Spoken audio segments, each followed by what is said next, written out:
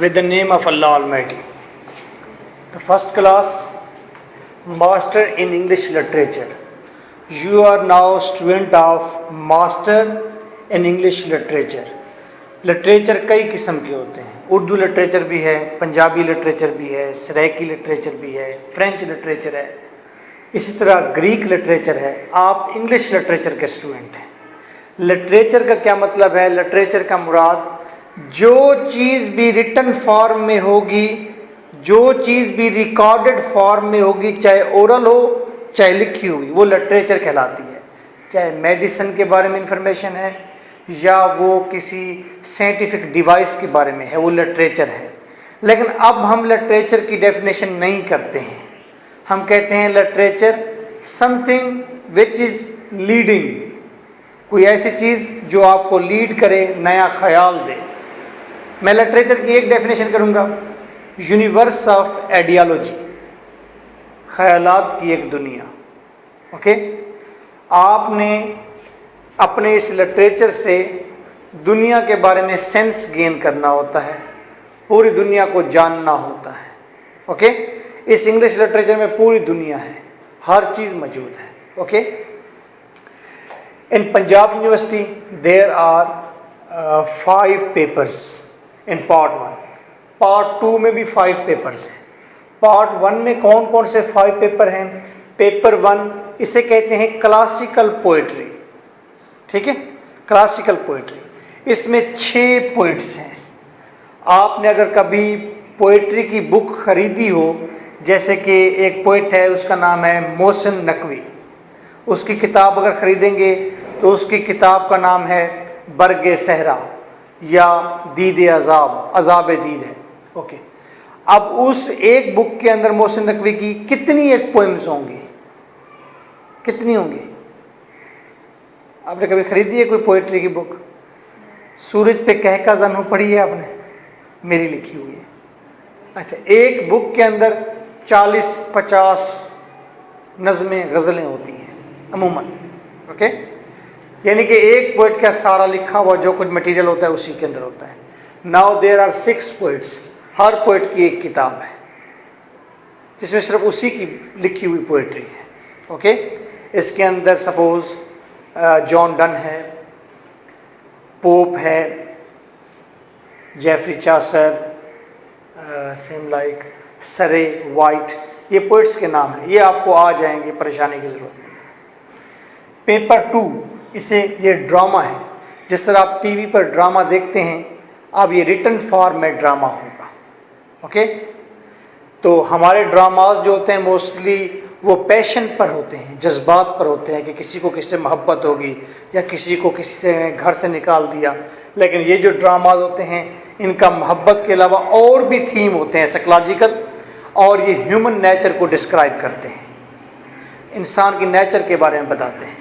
ये dramas 5 dramas हैं. Paper 3 आप देने जाएंगे तो ये नावल का है और 5 नावल्स हैं. प्रोज के अंदर, प्रोज का मतलब होता है नसर. नसर का मतलब होता है मजमून लिखे हुए, जैसे या कोई सफ़रनामा लिखा हुआ, ट्रैवलोग कहते हैं. तो इसके अंदर प्रोज है. 5 राइटर्स हैं, बड़े फेमस राइटर हैं, जैसे जोनाथन स्विफ्ट है, बेकन है, Russell, science and values BA में आप पढ़ चुके हैं रसल. जिस तरह कि रसल का ऐसे था वैसे ऐसे हैं ये. ओके, ये प्रोज है. अच्छा, पेपर 5 क्या है? ये अमेरिकन लिटरेचर है. पेपर 4 तक अलग बात है, फिर पेपर 5 अलग है. पेपर 5 में अमेरिकन लिटरेचर है, वो लिटरेचर जो अमेरिकन ने लिखा है. अमेरिकन ने पोइट्री भी की है, अमेरिकन ने ड्रामाज भी लिखे हैं, नावल भी लिखे हैं. तो उन्होंने क्या किया है, यूनिवर्सिटी ने 4 पोइट्स अमेरिकन पोइट हैं, 2 ड्रामाज हैं, 2 नावल्स हैं. ऊपर भी आप ड्रामा और नावल पढ़ेंगे, लेकिन ये इंग्लैंड के हैं मोस्टली या ग्रीक हैं. इसमें फिर पढ़ेंगे ड्रामा भी, नावल भी, पोइट्री भी, 3 चीज़ें पढ़ेंगे. ये लेकिन अमेरिकन की लिखी हुई होगी. Any question about this structure?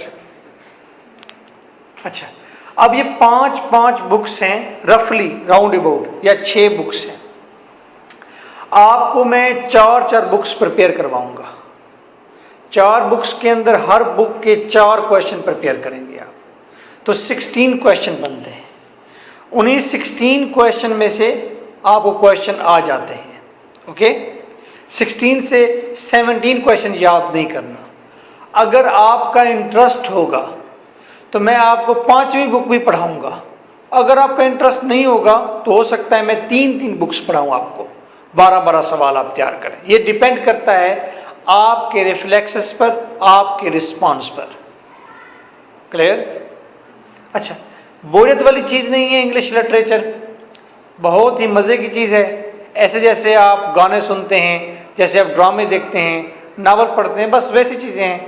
ना आपने कैलकुलेटर उठाना है, ना फार्मूले याद रखने हैं आपने, ना इकनॉमिकली आपने ग्राफ बनाने हैं। आपके पास एक डिक्शनरी होती है, एक अपनी बुक होती है, बस सराहने पर लंबे पड़ जाते हैं और पढ़ते रहते हैं। जितना समझ में आए जहन में रखते हैं, जब नींद आए सो जाते हैं। आपकी नींद भी कीमती होती है, और रात को जब आँख खुल जाती है फिर पढ़ना शुरू कर देते हैं। वो उसमें इंटरेस्ट ही ऐसा होता है। अभी आप एक मूवी शुरू करें, आपको नींद आ रही है, आप सो जाएंगे ना। लेकिन अगर आपने पीके मूवी आधी देखी है, सुबह बेचैन हो जाएंगे, अभी इसको पूरा करें। Same is the case with these books. In books में भी ऐसा ही मामला है, बिल्कुल बोरिंग नहीं है। These are quite interesting books. लेकिन इन तमाम बुक्स के साथ आप विजडम गेन करते हैं, बहुत ज़्यादा विजडम गेन करते हैं। आई थिंक मेरी ये बात यहाँ पर कंप्लीट है। अब हम आगे चलते हैं। अब हम फर्दर स्टडी करेंगे periods. Now before starting rape of the lock, we will first discuss about the history of periods. Okay, history of periods. periods की क्या हिस्ट्री है, कि अदवार क्या है दुनिया के अंदर, कौन कौन सी स्टेजेस आई हैं, ऐसा ना, कौन कौन सी स्टेजेस आई हैं, कौन कौन सी तब्दीलियाँ आई हैं, कि नया दौर शुरू हो गया, फिर नया दौर शुरू हो गया, फिर नया दौर शुरू हो गया। हम सबसे पहले देखते हैं, पहले हम कंसीडर करते हैं क्लासिकल पीरियड। क्लासिकल पीरियड, ये क्लासिकल पीरियड ग्रीक से मंसूब है। ग्रीक, हम ग्रीक को मोस्टली तमाम अलूम का फादर कंसीडर करते हैं। ये ग्रीक यूनान जिसे कहते हैं, यूनानी हैं, और ये पीरियड शुरू होता है 1200 BC में, यानी कि हज़रत ईसा अलैहिस्सलाम से 1200 साल पहले से शुरू होता है ये पीरियड, और ये ख़त्म होता है 5वीं सेंचुरी में आकर, 5th सेंचुरी में, जब 5 सदी हुई थी। यानी कि हज़रत ईसा अलैहिस्सलाम से 1200 साल पहले ये पीरियड शुरू हुआ, और फिर हज़रत ईसा अलैहिस्सलाम की डेथ हुई या वो आ गए तो वो सेंचुरी फर्स्ट हो गई। फिर उसके बाद 5 और सदियां गुजर गई। ठीक, ये 5th सेंचुरी पर क्लासिकल पीरियड ख़त्म होता है। आप किसी क्लासिकल राइटर को जानते हैं?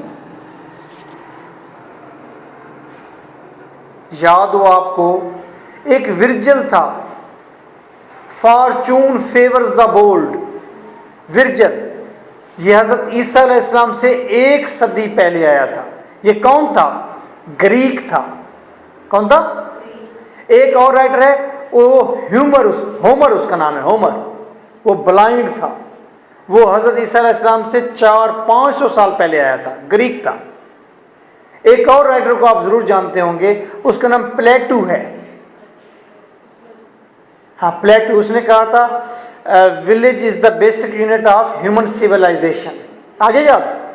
ठीक है, वो ग्रीक हैं ये सारे के सारे। तो ये ग्रीक पीरियड में कंसीडर होते हैं। ग्रीक ने इस दौर में जो कुछ लिखा, हम कहेंगे ये क्लासिकल है। ग्रीक के साथ ग्रीक के हमसायों ने भी अगर उन जैसा कुछ लिखा, हम उसे भी कहेंगे ये क्लासिकल है। आज के दौर में अगर कोई शख्स बैठकर बिल्कुल वैसा लिखे जैसा कि ग्रीक लिखते थे 1200 BC से लेकर 5वीं सेंचुरी तक, तो हम उसको भी कहेंगे ये शख्स क्लासिकल है। ठीक हो गया? नहीं समझ आई? आ गई है? अच्छा जी, ये 5वीं सेंचुरी जब होती है, हज़रत ईसा अलैहिस्सलाम के आने के 5 सदियां बाद ये पीरियड ख़त्म हो जाता है। अब लिटरेचर उठाएंगे, कोई शख्स कहता है यार आप किस लिटरेचर में इंटरेस्टेड हैं? यार मैं ना क्लासिकल लिटरेचर में इंटरेस्टेड हूँ, बहुत कमाल होता है यार। अच्छा भी ये क्लासिकल लिटरेचर का आदमी है, क्लासिकल दौर का आदमी है, पुराने दौर के लिटरेचर को पसंद करता है, ठीक हो गया। अरिस्टोटल, अरस्तु भी इसी जमाने का है। अच्छा, उसके बाद सेकंड पीरियड आता है, इसे कहते हैं मिडीवियल पीरियड। क्या? Medieval period. अच्छा, मिडीवियल पीरियड में ये 5th सेंचुरी से शुरू होता है, जहां क्लासिकल खत्म हुआ वहीं पर मिडीवियल स्टार्ट हुआ, और ये 15th सेंचुरी तक चला जाता है, 15वीं सदी तक। क्लियर है? और जब यहां पर अकबर बादशाह थे, उस दौर तक मिडीवियल पीरियड चल रहा था उधर। हम तो उनसे कट ऑफ बैठे थे ना, हम तो उनसे मिल ही नहीं रहे थे, उनसे हमारे ताल्लुकात ही कम थे। अच्छा जी, इसे कहते हैं मिडीवियल पीरियड। अच्छा, मैं आपको एक बात बताऊं, मिडीवियल पीरियड में कोई ख़ास लिटरेचर क्रिएट नहीं हुआ। मिडीवियल पीरियड में बस गॉड के बारे में बहुत ज़्यादा लिखा गया, ठीक है। लोगों ने अपनी कंसंट्रेशन गॉड पर कर रही थी, और इस दौर में फिलासफर ज़्यादा है, डिकॉर्ट जैसे फिलासफर मौजूद है। अच्छा, इस पीरियड में, मिडीवियल पीरियड में एक पोइट है बहुत मशहूर, उसका नाम है जेफरी चासर, वो आपको पढ़ाया जाएगा, इंग्लिश पोइट है। क्लियर? अच्छा, मैं एक बात और करता चलूं, ये क्लासिकल पीरियड में पोएट्री किस तरह की लिखते थे, ठीक है। तो मैं कहूँगा क्लासिकल पीरियड में जो कमाल पोएट्री की किस्म थी उसे कहते एपिक पोएम। क्या कहते? जो लोग रिकॉर्डिंग सुन रहे हैं वो साथ साथ लिखते जाएंगे। 8 पीरियड हैं, और मैं 2 पीरियड की बात कर चुका हूँ, दोबारा पहले पीरियड पर आ गया हूँ, क्लासिकल पीरियड पर। और मैं यहाँ पर आप लिख लें EPIC, एपिक पोएम। अच्छा भी, अब मैं आपसे कल अगर पूछूंगा क्लासिकल पीरियड क्या है, आप कहेंगे 12th 1200 BC से शुरू होता है और 5th सेंचुरी पर ख़त्म होता है। मैं कहूँगा इस पीरियड में, क्लासिकल पीरियड के कोई राइटर बताएं, आप मुझे बता देंगे। कौन कौन से बताएंगे? नो, अरिस्टोटल, प्लेटो, विर्जिल, ये बता देंगे। मैं आपसे कल पूछूंगा इस क्लासिकल पीरियड की सबसे अच्छी और कमाल पोएम कौन सी थी, आप कहेंगे एपिक पोएम थी, ठीक है। अब मैं बात करता हूं एपिक पोएम पर कि एपिक पोएम क्या होती है। नाम तो बड़ा आर्ट सा और अजीब सा आपको लग रहा होगा, ये क्या है एपिक पोएम, ठीक है। एपिक पोएम वो होगी जिस पोएम के अंदर एक हीरो होगा, जिस पोएम के अंदर हीरो कोई कमाल कारनामा सरंजाम देने जाएगा, जिस पोएम के अंदर हेवन की बात होगी, हेल की बात होगी, गॉड की बात होगी, गॉडेस की बात होगी, एंजल्स की बात होगी, फेरीज की बात होगी, और वो लंबी पोएम होगी, कम से कम 100-150 सफ़ों की एक ही पोएम होगी, ठीक है। वो किस्सा होगा ना, पोएट्री में किस्सा होगा, ठीक है। अब दोबारा बात करें, क्लासिकल पीरियड में सबसे अहम चीज थी एपिक पोएम, और एपिक पोएम की क्वालिटीज ये हैं, हर वो पोएम एपिक पोएम होती है जिसमें एक हीरो होता है, और हीरो जो है वो एक एडवेंचरस डीड परफॉर्म करता है। क्या करता है? और उस पोएम में और क्या चीजें होनी चाहिए?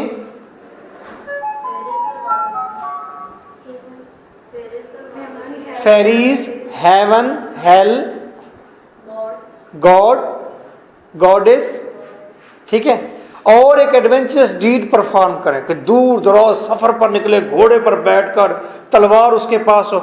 आप लोगों ने एक मूवी देखी है, उसका नाम है ट्रॉय। ट्रॉय मूवी नहीं देखी? देखी है आप लोगों ने? ट्रॉय मूवी एपिक पोएम है। उसमें एक हीरो है जो कि इमॉर्टल है, उसे कोई भी नहीं मार सकता। वो तलवार लेकर जाता है, दूर दराज जाकर वो किसी और स्टेट पर हमला करता है और जीत जाता है। सपोज मैं कहानी बताता हूँ, तो एक लंबी पोइम है जिसमें देवियाँ, देवता, गॉड, जिसके अंदर एंजल्स, हेवन, हेल, सब का जिक्र होता है। क्लियर जी? क्लासिकल पीरियड है 1200 BC में शुरू हुआ, 5th सेंचुरी पर एंड हुआ। इसमें नामवर राइटर प्लेटो, विर्जिल, होमर हैं, अरिस्टोटल है। इसमें सबसे अहम जो चीज़ है वो है एपिक पोएम, और एपिक पोएम में एक हीरो होता है और एडवेंचरस डीड होता है उसके अंदर, और हेवन, हेल, एंजल्स की बातें होती हैं। ठीक है? इस पूरे चार्ट का सबसे अहम हिस्सा मैं आपको बता चुका हूं, एपिक पोएम। ठीक? अच्छा, दूसरे नंबर पर है medieval period. Medieval period 5th century में शुरू होता है और 15वीं सेंचुरी पर एंड हो जाता है। इस दौर का अख्ताम हुआ, फिर उसके बाद नया पीरियड आया तीसरे नंबर पर, इसका नाम है रिनेसां पीरियड। ये लिखा है मैंने रिनेसेंस,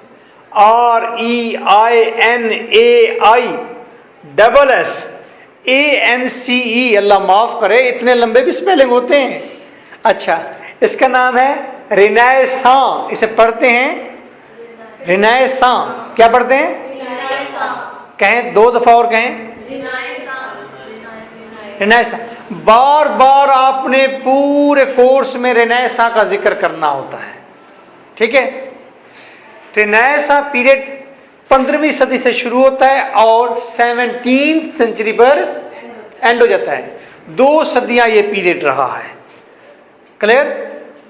इसमें क्या क्या था हम बहुत कुछ आगे डिस्कस करते जाएंगे हर बुक में। Okay?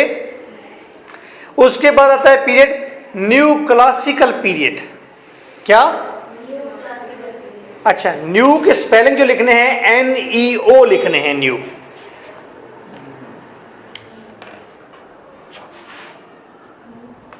New classical period.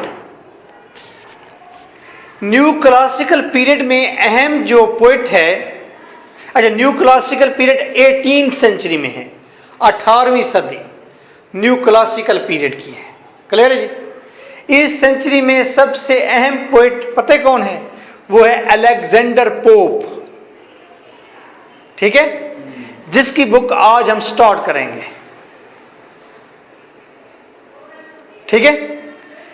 Alexander pope इस सेंचुरी का सबसे अहम पोइट है। सबसे अहम अगर पोइट है तो आप मुझसे यह भी जरूर पूछना चाहेंगे कि इसने क्या लिखा है। तो मैं आपसे कहूंगा इसने मोक एपिक लिखी है। क्या लिखी है? MOCK, mock epic. इसके साथ मेंशन कर दें।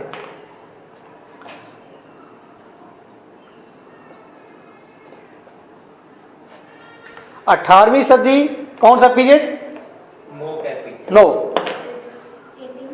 अच्छा हाँ, 18th सेंचुरी कौन सा पीरियड बनता है? New classical period. इसका सबसे अहम पोइट कौन सा है? Alexander Pope. अलेक्जेंडर पोप ने कौन सी चीज लिखी है जो सबसे वर्दी है? मोक का मतलब क्या है? तंज कर देना, मजाक उड़ा देना। Joking and mocking style. चलो, जोकिंग एंड मोकिंग स्टाइल, वाह वाह वाह, क्या बात है, बड़ा एप्ट आपने लफ्ज इस्तेमाल किया है। तो मोक एपिक इसने लिखी है। एपिक पोएम किस सेंचुरी में लिखी, कब लिखी जाती थी, कौन से पीरियड में? क्लासिकल पीरियड में एपिक पोएम लिखी गई। तो न्यू क्लासिकल पीरियड में क्या लिखा गया? मोक एपिक लिखा गया। अब इस एपिक में और मोक एपिक में क्या फर्क है ये डिस्कस कर लें।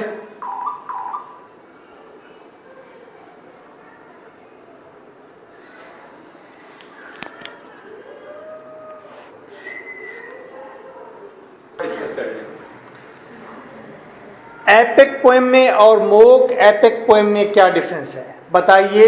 एपिक पोएम की क्या क्वालिटीज हैं? एक जबरदस्त किस्म का पोटेंट हीरो होता है। ठीक है, जो घुड़सवार किस्म का होता है, और वो एक लंबे चौड़े सफर पर जाता है मोस्टली, और उस पोएम में हेवन की, हेल की, गॉड्स की, गॉडेस की, फेरीज की बातें होती हैं, ठीक है, और उसकी जबरदस्त पोटेंट, जबरदस्त बम्बास्टिक लैंग्वेज होती है उसकी, ठीक है। अच्छा, जो मोक एपिक होती है वो एपिक का मजाक उड़ा देते हैं।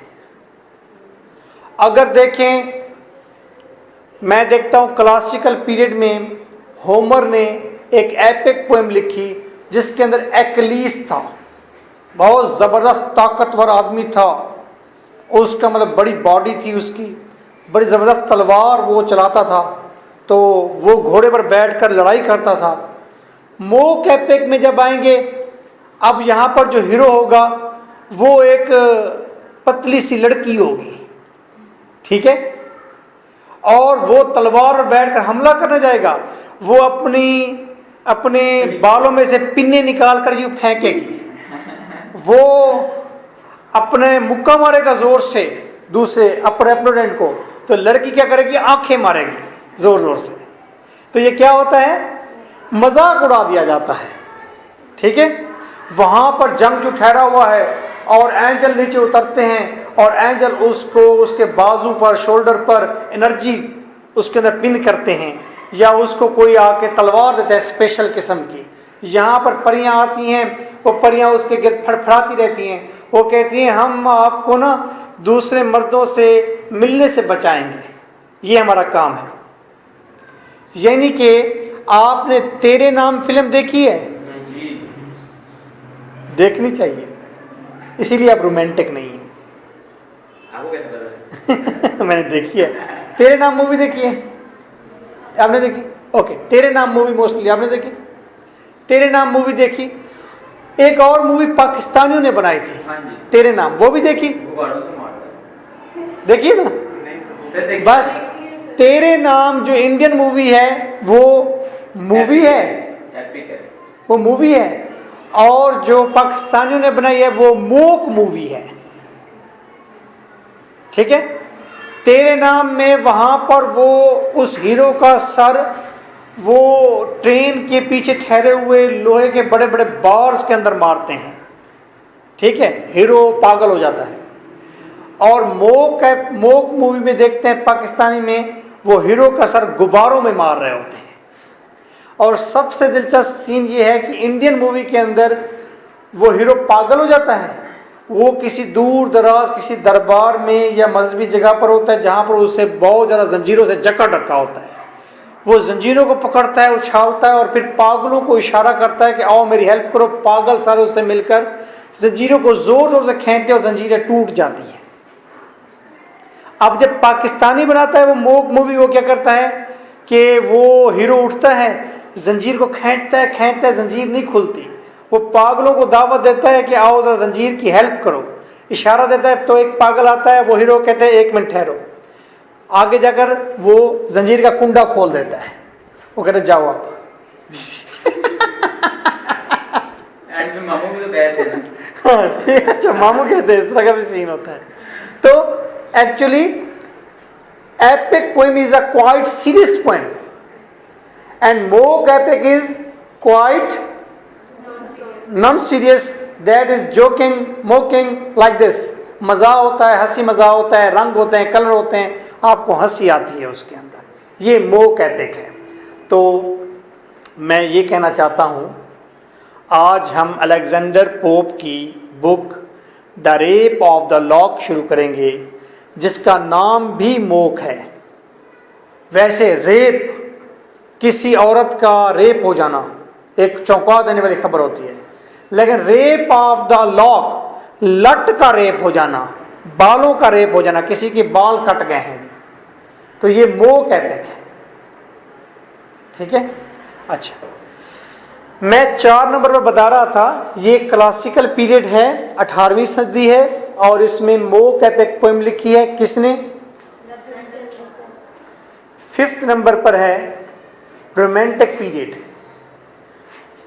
19th सेंचुरी का पहला आधा हिस्सा, 19वीं सदी का आधा हिस्सा, पहला आधा हिस्सा रोमांटिसिज्म है। इसमें एक पोइट है जिसे आप बखूबी जानते हैं और उसका नाम है एस.टी. कॉलेरिज। वो इस सदी का है, रोमांटिक पीरियड का है। स्नेक वाला ना? नहीं, कुबलाई खान। और एक और भी है, उसका दोस्त था वर्ड्सवर्थ, वो भी इसी पीरियड का है। William Wordsworth. Okay, William Pawar. अच्छा, 6 नंबर पर विक्टोरियन पीरियड है। विक्टोरियन पीरियड 19th सेंचुरी का सेकंड हाफ है, ठीक है, यानी कि 1850 से 1900 तक ये विक्टोरियन पीरियड का एक जबरदस्त किस्म का राइटर आपने पढ़ा है, नाम बताएं इसका। वो जो हैरी प्रिंस वाला, ऑस्कर वाइल्ड, शाबाश, वेरी गुड, वो इस पीरियड का था। 7 नंबर पर मॉडर्न पीरियड है और ये 20th सेंचुरी का फर्स्ट हाफ है, 20वीं सदी का फर्स्ट हाफ, खास तौर पर जब फर्स्ट वर्ल्ड वॉर 1914 हुई है और फिर जंगें दोनों ख़त्म हुई हैं 1949 या 1945 तक ये पीरियड जाता है, यानी कि 20th सेंचुरी का फर्स्ट हाफ ये मॉडर्न पीरियड है। इसमें जितने राइटर हैं मॉडर्न राइटर हैं। और फिर 8 नंबर पर है पोस्ट मॉडर्न पीरियड, कि मॉडर्न से भी अगले दर्जे का, पोस्ट मॉडर्न, मॉडर्न से ऊपर, ठीक है। जैसे पीएचडी है तो फिर पोस्ट पीएचडी होती है, कि पीएचडी से भी ऊपर कुछ है। अच्छा, ये है 20th सेंचुरी के सेकंड हाफ से शुरू होता है पोस्ट मॉडर्न पीरियड, और अभी भी पोस्ट मॉडर्न पीरियड जा रहा है। क्लियर? तो this was the periodic distribution. Period के हिसाब से आज आपको इंट्रोडक्शन मिल गया, आपके जहन में लिटरेचर का फ्रेम सीधा हो गया। और मुझे याद है कि एक लेक्चर था, मेरे ख्याल मेरी फर्स्ट क्लास थी, मैं कहीं लेने गया था पंजाब यूनिवर्सिटी में, शफात साहब ले रहे थे, अल्लाह ताला उन पर रहमतें बरसाए, पता नहीं वो ज़िंदा हैं कि नहीं, but he was very good teacher. और मैं जब उसके पीरियड में बैठा था, उन्होंने पीरियड समझाए थे और मैं तो बस डर ही गया था। मैंने कहा ये क्या है, ये अजाब है, ये तो लिटरेचर। मैंने कहा हमसे नहीं होना। तो मेरे ख्याल में मैंने इतना मुश्किल नहीं किया इसको, मैंने काफ़ी हद तक आसान किया है। If you have any question about this period, अगर इस पीरियड के बारे में कोई क्वेश्चन तो पूछ लें, डरे नहीं, मैं क्वेश्चन आपका रिकॉर्ड करूंगा। सर पोस्ट मॉडर्न के बाद कौन सा पीरियड है? गोल्डन पीरियड आना है, जिसके इंतज़ार में दुनिया पूरी बैठी। नहीं, गोल्डन पीरियड के इंतज़ार में हम बैठे हुए हैं। गोल्डन पीरियड वो होगा लिटरेरी पीरियड के हवाले से जिसके अंदर तमाम तर बुराइयां ख़त्म हो जाएंगी। दूसरे मीनिंग में तमाम तर बीमारियां ख़त्म हो जाएंगी और इवन के मौत भी ख़त्म हो जाएगी। दूसरे मीनिंग में जो जन्नत का कंसेप्ट है वो गोल्डन पीरियड का कंसेप्ट है।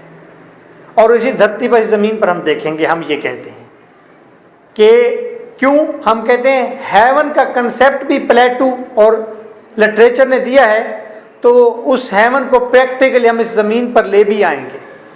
ओके, अल्लाह ताला हमें माफ़ करे।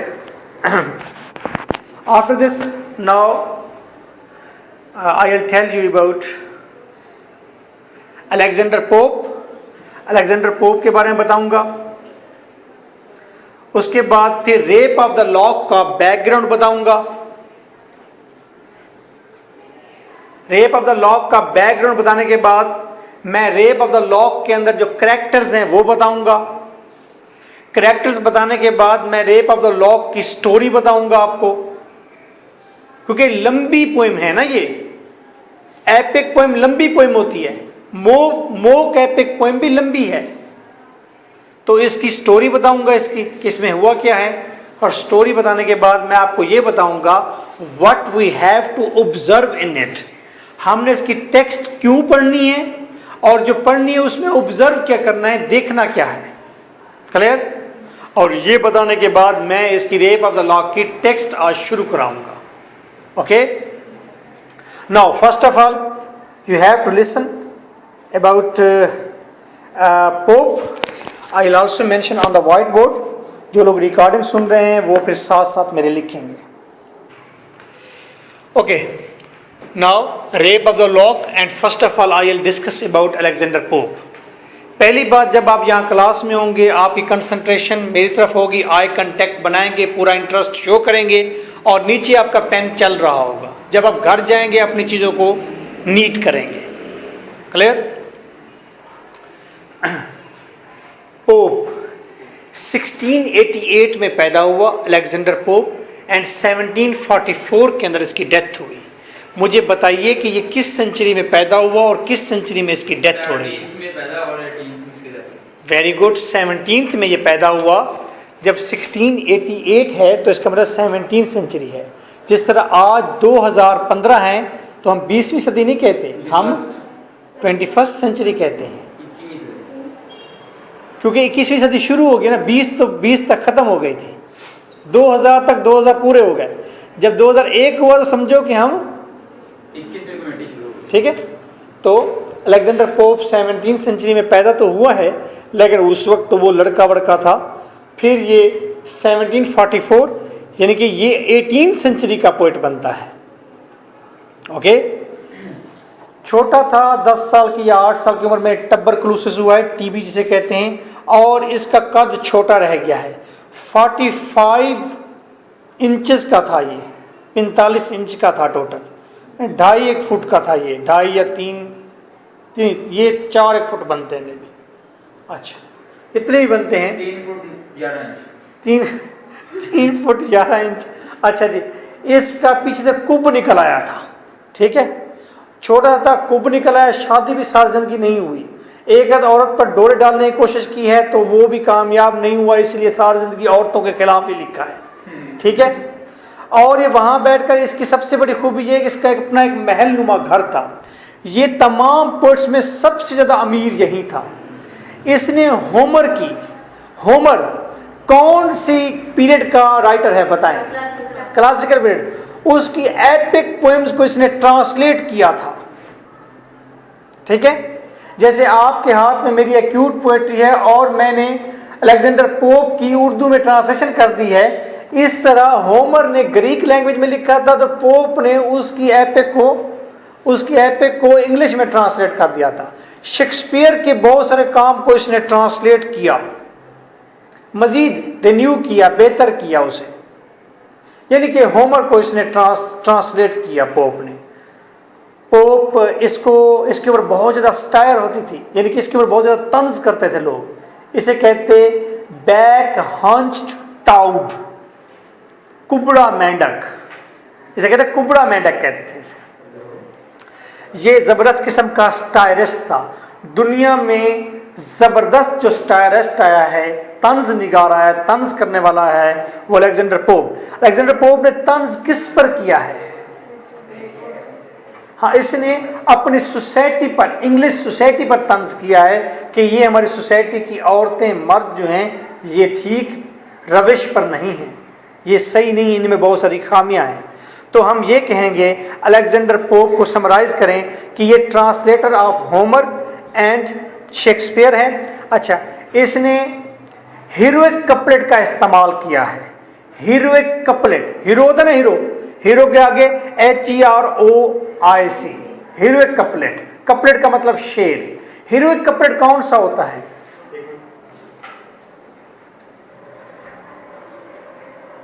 What is this life if full of care? We have no time to stand and stare.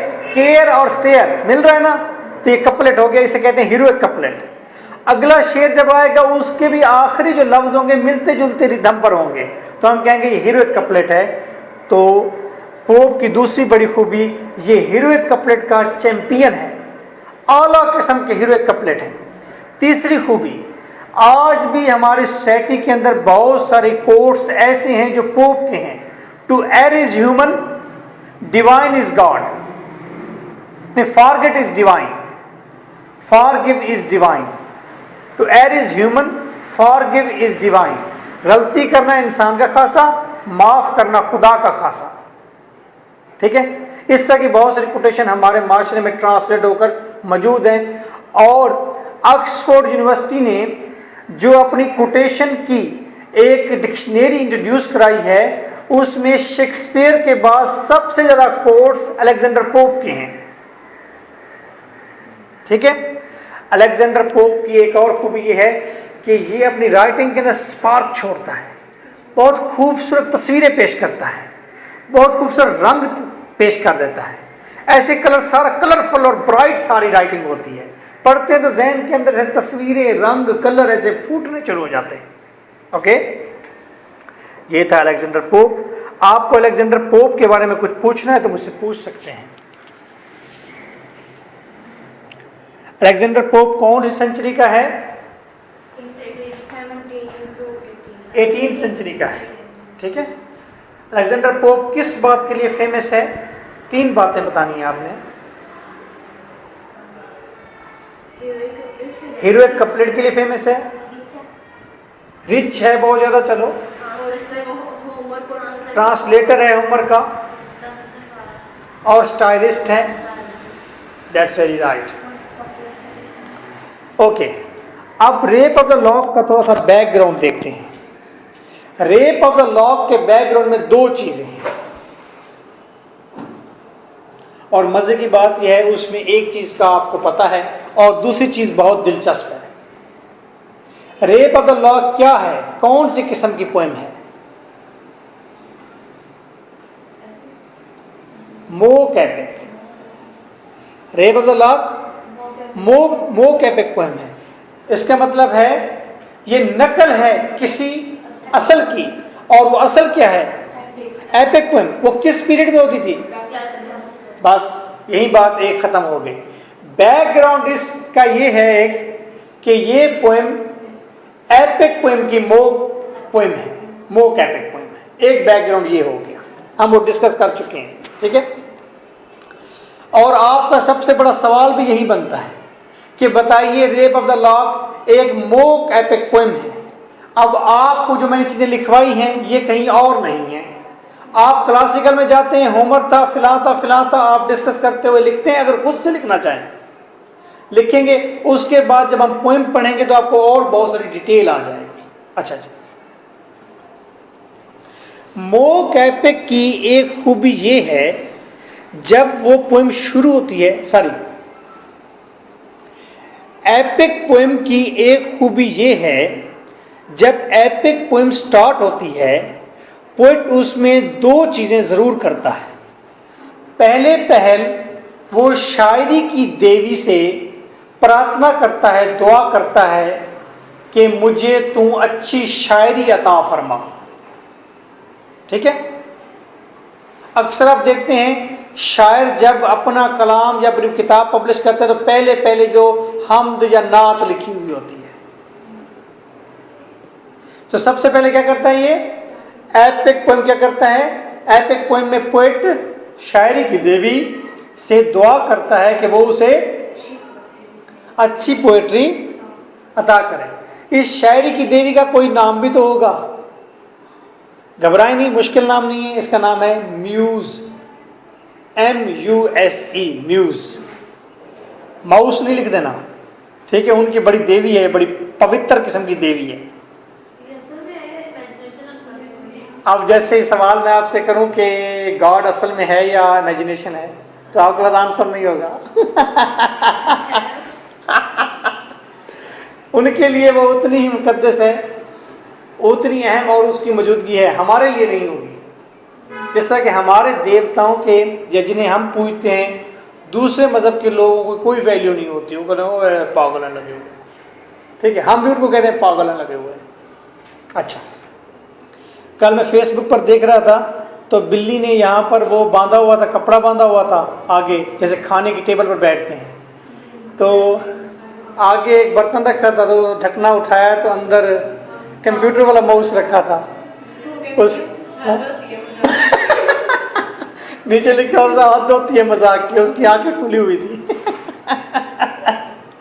अच्छा जी, ये म्यूज हो गए, शायरी की देवी। दूसरी बात, एपिक पोएम में राइटर अपना सब्जेक्ट बताता है कि मैं लिखने क्या जा रहा हूं। एक एपिक पोएट कहता है मैं बताने जा रहा हूं कि एक आदमी कितना ताकतवर हो सकता है, एक कहता है मेरा सब्जेक्ट मैटर है, मैं बताना चाह रहा हूँ कि फिलहाल जो हीरो था कितना स्ट्रांग और कितना बड़ा जंगजू था। एक और एपिक वाला आता है, वो ये बताना चाहता है, वो कहता है मैं ये बताना चाहता हूँ कि एडम कितना ताकतवर था जिसने सैटन के साथ मुकाबला किया, शैतान के साथ। एक आदमी और एपिक लिखता है, मैं कहता है मैं ये बताने जा रहा हूँ कि इंसान के पास कौन कौन से रास्ते हैं खुदा की तरफ जाने के लिए। एक और राइटर आता है, वो कहता है मैं ये बताना चाहता हूँ एपिक पोएम में कि खुदा के कौन कौन से रास्ते हैं जो इंसान तक आते हैं। ठीक है, ये सब्जेक्ट हो सकता है। तो रेप ऑफ द लॉक के अंदर भी पोएम शुरू करेंगे।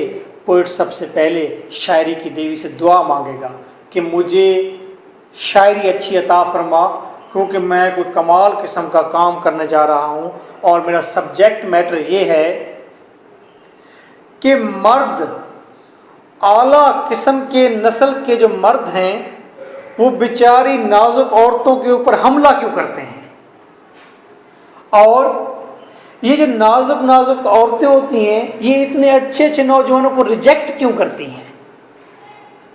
अब ये किसका टॉपिक है? ये अलेक्जेंडर पोप का रेप ऑफ द लॉक के अंदर सब्जेक्ट मैटर है। हालांकि इससे पहले जो एपिक के मैंने आपको सब्जेक्ट मैटर बताए हैं वो आला किस्म के थे। जंगजू क्या करते हैं, गॉड के कौन से रास्ते हैं। अब क्योंकि मोक एपिक है तो उसने क्या किया, उसने कहा जी एक लड़की क्यों मर्द को रिजेक्ट करती है और एक मर्द क्यों अटैक करता है। ये अब मोक एपिक है, छोटे से सब्जेक्ट को बड़ा करके दिखा दिया उसने। ओके, आपको ये बात समझ नहीं आएगी, ये तो मुश्किल बात है ना, कोई बात नहीं। ये हम स्टार्ट करेंगे तो ऐसा ऐसा चीज़ें आपको, बस आपने ये बातें सुनी हुई हों, आगे वो फिर जब पढ़ेंगे टेक्स्ट तो वो चीज़ें क्लियर होती जाएंगी आपको। अच्छा जी, ये आपको बैकग्राउंड पता चल गया। एपिक पोएम के अंदर म्यूज़ होती है, हाई एम ऑफ राइटिंग होता है, यानी कि सब्जेक्ट मैटर होता है। तो उसके बाद पोटेंट हीरो होता है एपिक पोएम में, एडवेंचरस डीड होता है, हेवन, हेल, गॉड, एंजल्स, और बेहतरीन बम्बास्टिक ज़बरदस्त लैंग्वेज होती है। और मोक एपिक में सब कुछ उल्टा होता है, म्यूज़ तो होती है लेकिन हाई एम नहीं होता राइटिंग का, लोअर एम होता है। और सेम लाइक हीरो नाजुक सा कोई होता है, एडवेंचरस डीड तो होता है कोई, लेकिन वो इतना एडवेंचरस होता नहीं है जितना एपिक में होता है। और हेवन हेल की बात, गॉड की, एंजल्स की, फेरीज की बात चलती रहती है मोक एपिक। एक बैकग्राउंड हमने खत्म किया कि this is a mock epic of an epic poem. एक बात हमने बैकग्राउंड में क्लियर की। बैकग्राउंड की दूसरी बात अब मैं बताने लगा हूं।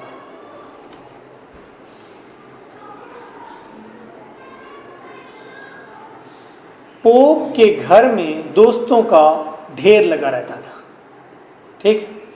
उसकी दो फैमिलीज दोस्त थी, एक फर्मर, दूसरी फैमिली थी पीटर फैमिली, पीटर, ठीक है। उसके बाद दोस्त आके बैठते हैं ना, तो उसके दोस्तों के हल्के में एक पीटर फैमिली थी और एक फर्मर। ये नाम याद नहीं भी रहेंगे तो कोई बात नहीं, ये पूरी बुक है हमने पढ़नी है, याद आ जाएंगे। आज पूरी बुक का इंट्रोडक्शन हो रहा है ना, तो ये लेक्चर फिर इसी लेक्चर के ऊपर ही हमने गुफ्तगू करनी है। ये टोटल लेक्चर यही है, सारी बात आज मैंने कर देनी है। उसके बुक के जरिए इसी बात को बार बार करना है, बार बार ढूंढना है, बार बार कहना है, तो पक्का हो जाता है। यानी कि अगले हफ्ते में हमने जो आज का लेक्चर है इसी को एक्सप्लोर करना है, ना कि आगे जाकर कुछ और बातें करनी है। क्लियर, समझ आई बात? आज का लेक्चर इंपॉर्टेंट है ना, इसमें सारी बातें मैं कह रहा हूं। दो फैमिलीज दोस्त हैं। ऐसा हुआ, एराबेला फर्मर एक लड़की थी, एराबेला, ठीक है, और लॉर्ड पीटर एक लड़का था। लॉर्ड पीटर एक दिन गया, उसने किसी बात पर गुस्से आकर एराबेला जो लड़की थी उसकी एक चुटिया काट दी, लॉक काट दी उसने। आपने कभी सुना है कि किसी मर्द ने किसी औरत की बाल काट दिए हों? वो जो नरगिस आए थे, जो स्टेज ड्रामे में उसके हस्बैंड ने उसके बाल काटे। स्टेज ड्रामे में ऐसे होता है? हुआ था, तुम सुना था? अच्छा, एक सुना था। वैसे भी कभी कभी ऐसा वाक्य भी अखबार में आ जाता है। सर ये गांव वगैरह में अक्सर किसी को सजा देनी हो या फिर ये हिंदुस्तान में अक्सर कोई वो हो वीडियो तो उसके बाल वगैरह ये काट देते हैं। अच्छा, ऐसा होता है। जी। चलो, अब 18वीं सदी में ये वाक्य वकूफ पजीर हुआ रियल में, हकीकत में। ठीक है।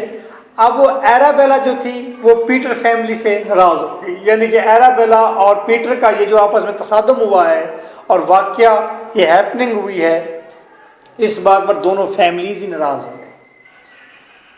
पोप ने क्या किया? पोप ने एक पोएम लिखी, रेप ऑफ द लॉक। और पोप को बहुत हंसी आई, यार अब क्या बात है, बस बाल ही काटे हैं ना, क्या हो गया है बाल काटने से? कुछ भी नहीं होता बाल काटने से। ऐवे खाम खा नाराज होकर बैठ गया, बाल काटने से क्या होता है भला? फिर आ जाएंगे वो कहता है, तो इसमें नाराजगी की क्या बात है? अब वो एराबेला कहती है मेरी बेइज्जती हो गई है। उसने एक पोएम लिख दी, रेप ऑफ द लॉक, और लंबी पोएम लिखी उसने। उस पोएम में बताया एक लड़की है जिसका नाम है बेलिंडा। अब एराबेला नाम नहीं रखा उसने नाम क्या रखा? और उसने कहा एक लड़का है उसका नाम है बैरन, और बैरन ने बेलिंडा की चुटिया काट दी है, लॉक काट दी है। और ओए होए होए, ये तो बहुत बड़ा हंगामा हो गया कि लॉक का रेप हो गया। उसने कहा, ये मजाक किया उसने। ठीक है। अच्छा जी, ये दूसरा बैकग्राउंड था, बात खत्म होगी मेरी। छोटी छोटी बातें, ज्यादा लंबी लंबी नहीं है, घबराए नहीं आप। दो बैकग्राउंड बताए हैं। पहला बैकग्राउंड क्या बताया? नहीं, रेप ऑफ द लॉक के दो बैकग्राउंड बताए हैं। पहला बैकग्राउंड क्या बताया? दोनों फैमिलीज में पहला background, this is mock epic poem. एक बैकग्राउंड ये है कि ये सारी पोएम मोक एपिक पोएम है। दूसरा बैकग्राउंड बताया है कि एक असल हैपनिंग के ऊपर ये पोएम लिखी गई है। इतनी सी बात है। ठीक है। आप कहीं मेंशन कर सकते हैं, लिख सकते हैं कि दो बैकग्राउंड है, एक ये मोक एपिक पोएम है और दूसरी बात ये ओरिजिनल हैपनिंग के ऊपर है।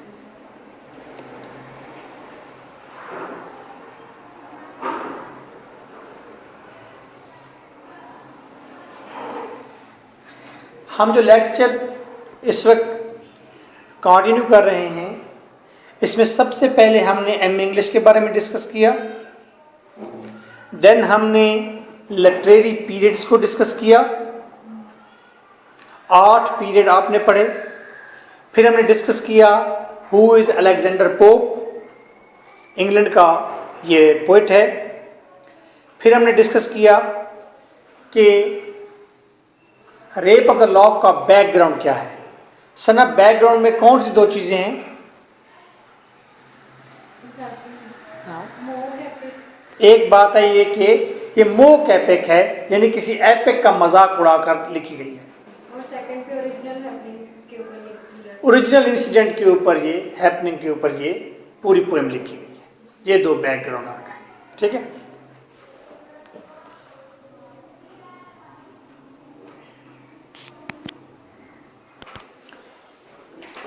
Characters in Rape of the Lock. First character is Belinda. She is beautiful, creamy lady. She is aristocratic. Aristocratic उमरा में से, अमीर लोगों में से, आला लोगों में से है। लेट उठती है, कोई एक्टिविटी नहीं सिवाय मोहब्बत करने के और अपने चाहने वालों की प्रेज हासिल करने से। प्रेज हासिल करने के अलावा और कोई काम नहीं है। ठीक। और मेकअप करती है और मेकअप पर बेपनाह टाइम स्पेंड होता है और दूर दराज से मेकअप मंगाया जाता है करने के लिए। ओके, ये बेलिंडा है। परियों जैसी सोनी सी, छोटी सी, खूबसूरत सी, एरिस्टोक्रेटिक लेडी। दूसरा अहम करैक्टर है बैरन, BARON, बैरन। बैरन भी एक एरिस्टोक्रेटिक व्यू है, व्यू से मतलब ब्यूटीफुल यंग मैन। बैरन एक नौजवान है और वो बेलिंडा की बालों को हासिल करना चाहता है, बेशक हाथ लगाकर, उसकी रजा से या काट कर, लेकिन उसे वो लॉक पसंद है, बस चाहिए उसे। ठीक है, मुझे तुमसे प्यार है और दीवानगी की हद तक है, ये वो वाला मामला है। अच्छा, एक और कैरेक्टर है शौक। बताइए शौक क्या हो सकता है? SHOC के शौक। शौक कुत्ते का नाम है, ठीक है, जैसे आप गाली नहीं देते कुत्ते का बच्चा, ये वैसा कुत्ता है। फिर एक कैरेक्टर है, ये बेलिंडा का डॉग है। फिर एक कैरेक्टर है क्लैरिसा। क्लैरिसा वो औरत है जो बैरन को कैंची मुहैया करती है, सीजर्स, कि जाकर लॉक काट दो। किसकी? बेलिंडा की। Very good. और बेलिंडा की लॉक किस जगह काटी जाती है? उस जगह का नाम है Hampton court. Hampton, HAMPTON, Hampton court, COURT, Hampton court. Hampton court में ये बैठे वहां पर एक्टिविटीज में इन्वॉल्व होते हैं कुछ। तो क्लैरिसा जो है इस हैम्पटन कोर्ट के अंदर एक अटेंडेंट है, वहां पर मुलाजमा है। वो सीजर्स मुहैया करती है किसको? क्या करने के लिए? बस। अच्छा, एक और कैरेक्टर है, उसका नाम है थैलेस्ट्रेस। थैलेस्ट्रेस ये बेलिंडा की दोस्त है। अगर आपको लास्ट वाले 3 कैरेक्टर याद नहीं भी होंगे तो कोई बात नहीं। शौक, क्लैरिसा, थैलेस्ट्रेस याद ना रहे कोई बात नहीं, लेकिन आपको बेलिंडा और बैरन याद रहने चाहिए, मेन कैरेक्टर है।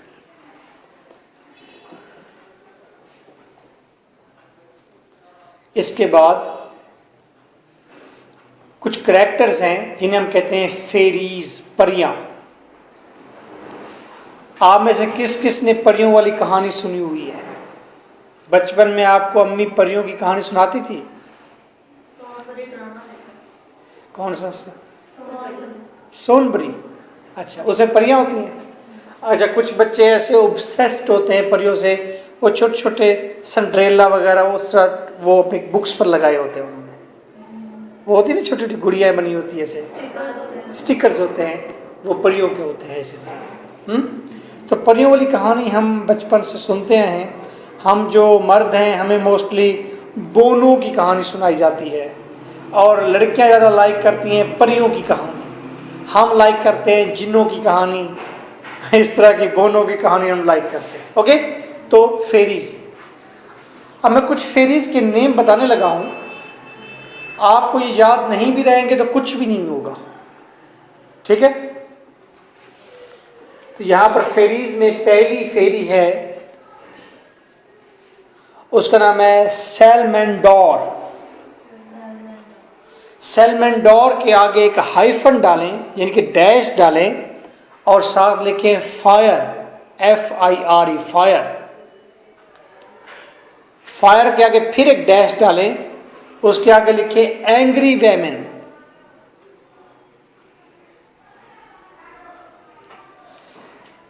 कंसेप्ट ये है, ये परियां कहां से आती हैं, इसकी लॉजिक सुन लें। अनम जी, लॉजिक सुने, परियां कहां से आती है, कौन होती है? जो औरत गुस्से वाली होती है उसका बेसिक एलिमेंट फायर, आग होता है। जब वो गुस्से वाली औरत मरती है तो उसकी रूह परी बन जाती है और उसका नाम होता है सैलमेंडोर।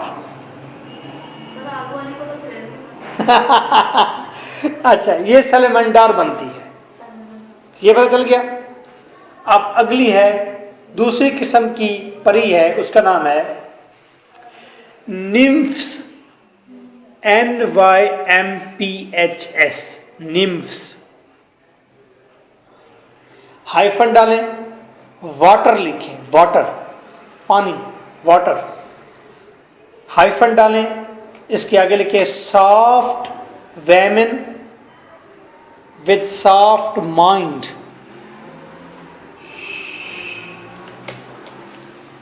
यानी कि जो औरतें सॉफ्ट माइंड होती हैं, सरेंडर कर देने वाली होती हैं, डरने वाली होती हैं, नाजुक होती हैं, उनका बेसिक एलिमेंट वाटर होता है। ठीक है, और वो जब मरती है तो क्या बनती हैं? निम्फ्स। लिखवाया आपको। एक और परियों की किस्म है, उसको कहते हैं नोम्स। जी साइलेंट करेंगे, स्पेलिंग है GNOMES, नोम्स। नोम्स के आगे हाइफन डालें, अर्थ लिखें, अर्थ जमीन, और हाइफन डालेंगे grave and prude women. Grave GRAV, grave संजीदा, एंड प्रूड PRUD, प्रूड दिखावा करने वाली। ओ पोपुआ वाज आ प्रूड वुमेन। अच्छा, दिखावा करने वाली। जो औरतें दिखावा करने वाली होती हैं और संजीदा होती हैं, संजीदा से मुराद ये है कि सख्त होती हैं इंतहाई, उनका एलिमेंट अर्थ जमीन मट्टी होता है, और वो जब परियां बनती है तो नोम्स बनती हैं। ये नोम्स कोई अच्छी किस्म की परियां नहीं होती, ये अक्सर लड़कियों को रास्ते से भटका कर गलत रास्तों पर लगाती हैं ये परियां। ठीक है, अच्छा। चौथी सबसे अहम किस्म है परियों की, वो है सिल्फ। सिल्फ्स कहें या सिल्फ कहें, सिल्फ कहेंगे तो एक, सिल्फ्स कहेंगे तो बहुत सारे। सिल्फ हाइफन एयर, हवा, हाइफन फ्लर्टी या कोकेटस, कोकेटस COQUETTES, कोकेटस। कोकेटस का मतलब होता है अदाओं वाली। जो अदाओं वाली फ्लर्टी लड़कियां होती हैं, उनका एलिमेंट एयर होता है, हवा। कहते हैं ना कि ये हवाबाज लड़की है। ठीक है, ये ग्लोरिया एमरसन नहीं है हवाबाजी करेगी, ये दूसरी हवाबाज जो आते जाते हवाबाजियां करती हैं। ठीक है, उन्होंने उड़तियां देखी होती है, फंसतियां नहीं देखी होती, ये वो हवाबाज लड़कियां होती है। क्यों जी? तो ये सिल्फ है। ठीक है बेटा, अब इस सिल्फ को तकरीबन 6-7 सिल्फ परियां इसके अंदर मौजूद हैं इस पोएम में। उनके मुख्तलिफ नाम हैं, जैसे कि एक का नाम है एरियल। आपने 18वीं सदी में पोप ने एरियल इस्तेमाल किया था कि एरियल एक सिल्फ परी है, हैं? आज उन्होंने पाउडर निकाला है, एरियल निकाला है, वॉशिंग पाउडर। इसी तरह एक सिल्फ है, उसका नाम है एम्बीरियल। अंबर को देखे, पढ़ने नहीं आई, ये वही एम्बीरियल है। एक और है ब्रिलेंटा या ब्रिलेंटी। ओके, ये लिखने की जरूरत नहीं है, मैंने वैसे आपको बताया। अच्छा, अब आपने कैरेक्टर्स में याद रखा, एक के ब्लिंडा है, दूसरा याद रखा कि बैरन है, शॉक है, इसके अंदर क्लैरिसा है, थेलेस्ट्रेस है। फिर सबसे अहम चीज जो आपके पास आई वो आई परियों के नाम। ठीक है, इस पर एक सवाल क्रिएट हो जाता है, पूछा जाता है कि बताइए पोप ने जो सुपर नेचुरल मशीनरी इस्तेमाल की है, पोप ने जो परियों का जिक्र किया है, वो कौन थी, क्या करती थी, उनके रंग रूप कैसे थे, उनकी ड्यूटीज़ कैसी थी, आपको वो कैसी लगी। तो कम से कम परियों के नाम आते होंगे, 4 परियों के नाम आते हैं। टेक्स्ट पढ़ेंगे 4 किस्में पता चल जाएंगी। अगर सवाल आ गया तो वहाँ पर आपको उन्हीं के ऊपर 4 पैराग्राफ क्रिएट कर देते हैं और आप कहते हैं 5वें पैराग्राफ में जी कमाल इस्तेमाल किया है। ठीक है,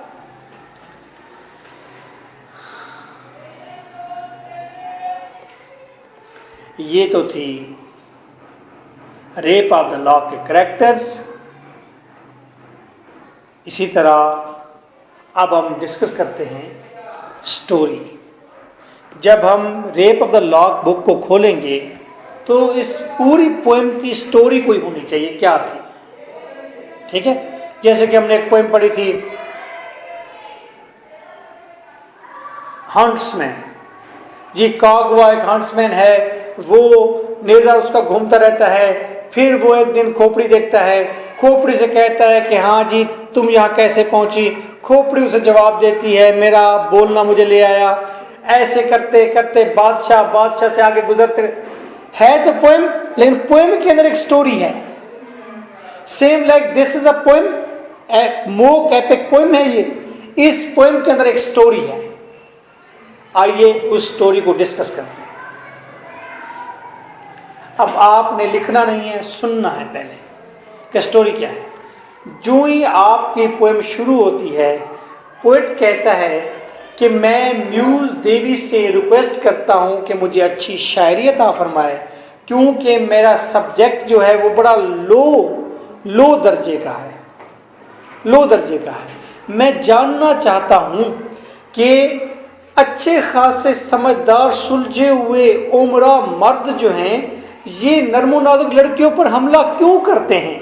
इनको चाहिए किसी अपने हान के पहलवान के ऊपर हमला करें, इन नाजुक लड़कियों पर क्यों हमला करते हैं। और मैं ये भी जानना चाहता हूँ, ये बात आज तक किसी ने तलाश नहीं की, ये लड़कियाँ आखिर मर्दों को रिजेक्ट करती क्यों हैं, इनको तकलीफ क्या होती है। ठीक है, जो मर्द आ गया था रिजेक्ट, डिनाइड। तो अब आपको 2 चीज़ें पता चल गई, म्यूज़ से दुआ हो गई और सब्जेक्ट मैटर पता चल गया कि लड़की और लड़के के मामलात को पोप डिस्कस करना जा रहा है और वो छोटे दर्जे के मामलात हैं। उसके बाद वो बताता है कि बेलिंडा जो है वो लेट उठी है, बिस्तर पर जो ही आंखें खुलती है, नहीं बिस्तर पर वो सोई हुई है, दिन के 12 बजे का वक्त है और कुत्ता पहले उठता है। शौक अपने आप को रोजिंग शेक देता है, वो अंगड़ाई लेता है कुत्ता, अंगड़ाई लेने के बाद जंप लगाता है और वो बेलिंडा के मुंह को लिक करना शुरू कर, चाटना शुरू कर देता है। बेलिंडा की आंखें खुलती हैं और इतने चमकदार आंखें होती हैं कि वो सूरज को भी ग्रहण लगा सकती हैं। लेकिन सूरज की रोशनी आ रही है कर्टन में से, बेलिंडा उठती है, वो अपनी वॉच को प्रेस करती है, रेत वाली क्लॉक को, फिर पाँव नीचे पटकती है, वो किसी को बुलाती है, फिर सो जाती है। जो ही सोती है सिर्फ परी उसे सुलाती है। अब यहाँ पर झूठी इमेजिनेशन आप कहें कि परी आती है जो आग कहती है बेलिंडा को सो जा, बेलिंडा सो जाती है। अब वो सिर्फ परी जो है वो बेलिंडा के जहन में ख्वाब की सूरत में आती है। ख्वाब में अगर कहती है कि मुझे जानती हो मैं कौन हूँ, बेलिंडा मेरा नाम सेल्फ है, मैं क्या करती हूँ, मैं तुम्हारी प्रोटेक्शन करती हूँ। मुझ जैसी हज़ारों परियां फिजा में मौजूद है तुम्हारी प्रोटेक्शन के लिए। तुम बहुत नाजुक हो, तुम बहुत मासूम हो, तुम्हें मेरे होने पर अगर यकीन नहीं आता, तुम याद करो तुम्हें बचपन में किसी ने कोई परियों वाली कहानी बताई होगी या किसी बुजुर्ग ने बताया होगा, जो औरतें चेस्ट रहती हैं, नेक रहती हैं, उनको एंजल्स आकर सोने का ताज पहनाते हैं और जन्नत के फूल देते हैं। अगर ये बातें सुनी हुई तो मैं परी हूँ। तुमने बचपन में कोई कहानी सुनी होगी कि सब्ज लिबास वाली परियां होती हैं और उनके हाथों के अंदर सिल्वर कलर के टोकन होते हैं और वो ग्रीन दायरे बनाती जाती हैं। मैं वैसी ही कोई परी हूँ और मैं आज उड़ रही थी हवा में तो मैं तुम्हारे सितारे के करीब जा पहुंची। तुम्हारे सितारे में देखा क्या लिखा हुआ था? लिखा हुआ था आज जो सिल्फ है, आज जो बेलिंडा है, बेलिंडा के साथ कोई बहुत बुरा होने वाला है। तो मैं फौरन तुम्हारे पास है तुम्हारी प्रोटेक्शन के लिए। तो मैं तुम्हें वार्न कर रही हूँ कि आज शाम का सूरज डूबने तक तुम अपना ख्याल करोगी कि कहीं ऐसा ना हो तुम्हें कुछ नुकसान पहुँचे, कोई बहुत ज़्यादा खतरा है तुम्हें, तुम्हारी ज़ात को, वो उसे बताती है। तो बेलिंडा उसके बाद ख्वाब में मज़ीद सिर्फ ये भी बताती है कि हमारी परियों की किस्में क्या हैं। हम सैलामेंडार हैं। सैलामेंडार कौन होती हैं? निम्फ्स कौन होती हैं? नोम्स कौन होती हैं? सिल्फ्स कौन होती हैं? ये सारी किस्में भी ख्वाब में बताई जाती है। किसको? कौन बताता है? शाबाश। बेलिंडा उठती है, भूल जाती है, बेपनाह मेकअप करती है। मेकअप ऐसे करती है जैसे जंगजू सारे वेपन्स उठाता है, शील्ड उठाता है, ज़िरा पहनता है, हेलमेट पहनता है, तलवार उठाता है और गार्ड से दुआ करता है और फिर बाहर निकलता है जंग के लिए। ऐसे ही बेलिंडा उठती है, आईने के सामने जाती है, अपने आप को अनवेल करती है, सफ़ेद चादर पहनती है, मेकअप उठाती है, करती है, आंखों में लैशेस लगाती है, क्या क्या जो चीज़ मेकअप की होती है, लिपस्टिक ये वो। फिर एक और लेडी से तैयार करती है, फिर वो बाहर जाती है और वो दरियाए टेम्स के अंदर बैठती है बोट में। बोट में जब बैठती है तो सुनहरी, हर तरफ सुनहरी लहरें होती हैं, उसके अंदर बोट जा रही होती है। उसी बोट में बैरन देखता है उसे और फिर वो हैम्पटन कोर्ट जा बैठती है जहाँ पर सारे बैठे होते हैं। वहाँ पर ताश की गेम होती है, ऐसे गेम होते हैं जैसे जंग हो रही हो, जैसे एपिक पोएम में जंग जो मैदान जंग में होता है, ऐसे यहाँ बेलिंडा ताश की गेम पर बैठी होती है। जो पत्ता उठाती है उस पत्ते को बीसों सैकड़ों परियां चिमट जाती हैं कि वो पत्ता कमाल पत्ता बन जाता है। वो उठा के फेंक दे, बेलिंडा जीत जाती है, बैरन हार जाता है, गुस्सा बढ़ जाता है। क्लैरेसा उसे कैंची देती है और बैरन जाके पीछे से उसकी लट काट देता है। जो ही लट काटता है जोरदार वो चीख मारती है, जन्नत तक उसकी आवाज़ जाती है, जहन्नुम तक उसकी आवाज़ गूंजती है बेलिंडा की।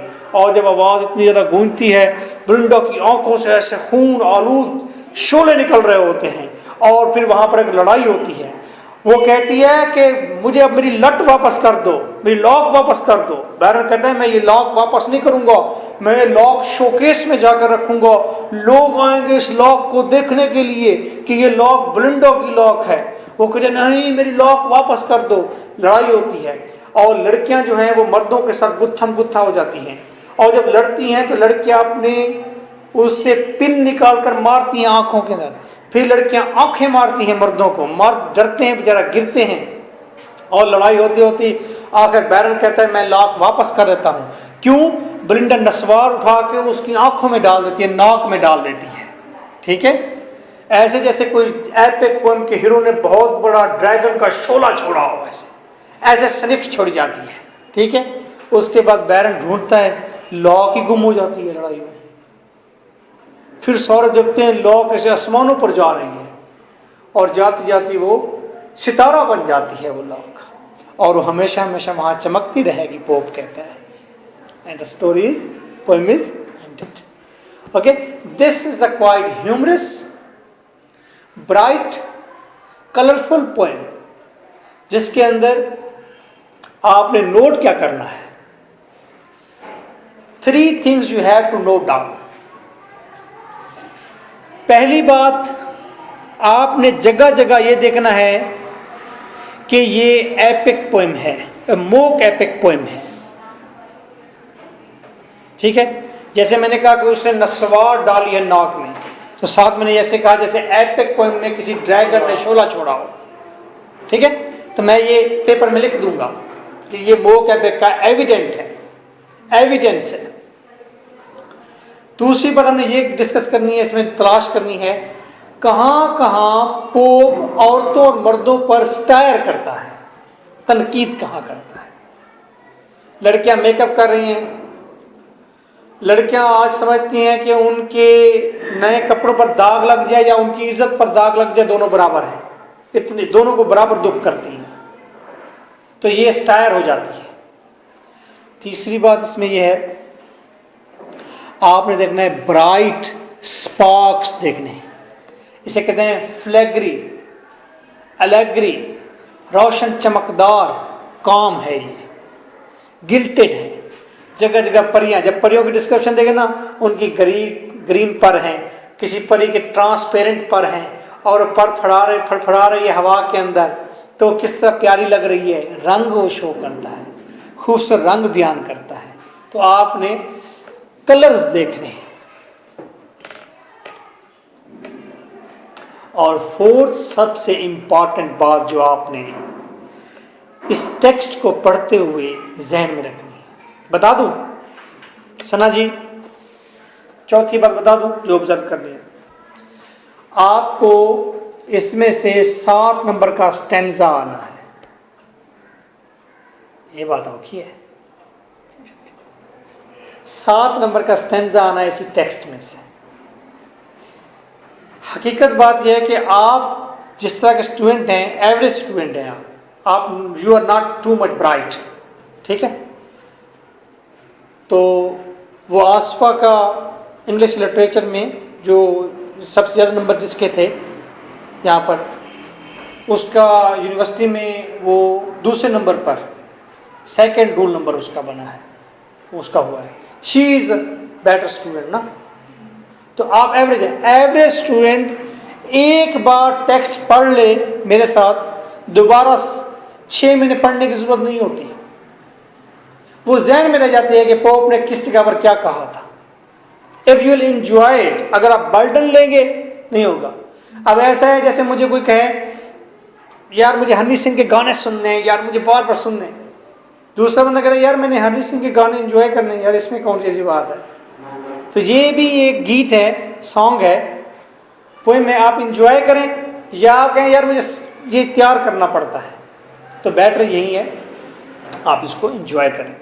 तो एक बार आप इंजॉय कर लेंगे मेरे साथ, फिर दोबारा आपको ज़रूरत नहीं पड़ेगी पढ़ने की, क्योंकि इतने फेमस कपलेट होते हैं, इतने मज़े की होती हैं बातें, वो याद रह जाती हैं। फिर मैंने इंपॉर्टेंट स्टैंजाज अपनी बुक में दे दिए हैं, ठीक है, जिनके पास सिर्फ रिकॉर्डिंग पहुंची है। एक्यूट पोएट्री की बात कर रहा हूँ, Daniyal publisher, written by M Khalid Bhutta, mean आय। तो इसमें मैंने इंपॉर्टेंट स्टैंजे भी दे दिए हैं साथ, और जब टेक्स्ट पढ़ाऊंगा तो इंपॉर्टेंट चीज़ें बताता जाऊंगा कहाँ कहाँ है, ओके। और इंपॉर्टेंट स्टैंजेस कोई तकरीबन 50 या 60 बनते हैं। काम जितना कम करना चाहोगे कम हो जाएगा, इशू नहीं है, लेकिन वो डिपेंड करता है कि आप इंटरेस्ट ले रहे हैं या आप इसे काम समझ रहे हैं, okay. Now open your text book and only we will start the first page only. We will start from the first page and ताकि आज हम स्टार्ट कर दें इसको। ऊपर लिखा हुआ है canto 1। What is the page number according to your book? 354. Acute poetry का 354 पेज नंबर है। टेक्स्ट है अलेक्जेंडर पोप की book Rape of the lock का, okay. First I will make reading, then I will translate it for you, okay. What dire offense from amorous causes springs? What mighty contests rise from trivial things? Springs, things. Okay, this is a heroic couplet. I sing this verse to Carol, muse is due. This even Belinda may vouchsafe to view. Due, view. Slight is the subject, but not so the praise. If she inspire and he approve my lays. Praise, lays. Say what strange motive goddess could compel a well-bred lord to assault a gentle belle. Oh, say what stranger cause yet unexplored could make a gentle bell reject a lord. Explored, lord. In tasks so bold can little men engage, and in soft bosoms dwell such mighty rage. So throw wide curtains shut a timorous ray, and ope those eyes that must eclipse the day. Now lapdogs give themselves the rousing shake, and sleepless lovers just at 12 awake. Thrice rung the bell, the slippers knocked the ground, and the pressed watch returned a silver sound. Okay, now each one, आप में से हर एक ने दो दो couplet पढ़ने हैं. Okay, start it, बैठ कर स्टार्ट कर from there. What dire offense from Amorius causes springs, what mighty contests rise from trivial things. I sing this verse to clarify rules is true. This even Glenda may what so to do. Was safe to do. ऊंची आवाज से. Life is a subject, but not so praise. If she inspire and he approve my lays. Say what strange motive goddess could compel a well-bred lord. So ये क्या? Asserts a gentle. Say what stranger pose yet exploded, unexplored, could make a gentle belly reject a load. In talks so bold, can little men engage, and in sore bosoms dwell such mighty rage. So throw wide curtains showed a dim rose ray, and ope those eyes that must eclipse the day. Now lapdogs give themselves the rousing shake, and sleepless lovers just at 12 awake. Thrice rung the bell, the slippers knocked the ground, and the pressed watch returned a silver sound. Okay, now watch the translation of each line. What dire offense, वो कौन से बड़े बड़े crime हैं. From अमोरियस causes springs, अमोरियस मोहब्बत के, causes affairs मामलात. वो कौन से बड़े बड़े क्राइम हैं जो मोहब्बत के मामलात से उभरते हैं, निकलते हैं. मोहब्बत के मामलात से बड़े बड़े कौन से क्राइम सामने आते हैं, जन्म लेते हैं. What mighty contests rise from trivial things. क्या खौफनाक किस्म की लड़ाइयाँ जन्म लेती हैं, राइज जन्म लेती हैं फ्रॉम ट्रिवियल थिंग्स, छोटे छोटे मामला से. यानी कि वो कहता है मोहब्बत के मामला छोटे छोटे मामलात हैं, और इन छोटे छोटे मामलात में से कैसी खौफनाक किस्म की लड़ाइयाँ जन्म लेती हैं, कैसे खौफनाक किस्म के क्राइम जन्म लेते हैं. आई सिंग, मैं गीत गा रहा हूँ. किसको बता रहा है? ये म्यूज को बता रहा है. I sing this verse to Caryll, मैं ये गा रहा हूँ, यानी कि लिख रहा हूँ, कंपोज कर रहा हूँ ये पोएम कैरल के कहने पर. Carol is his friend, original friend है पोप का.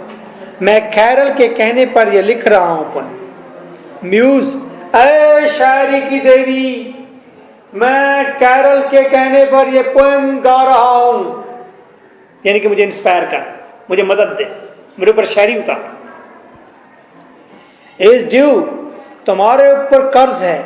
शायरी की देवी तुम्हारे ऊपर ड्यू है. शायरी की देवी मैं कुछ करना चाहता हूं. ड्यू का मतलब आप तीन ले सकते हैं. मुझ पर कर्ज है, तुम पर कर्ज है, मैं कुछ कहना है, मुझे अभी बहुत कुछ कहना है.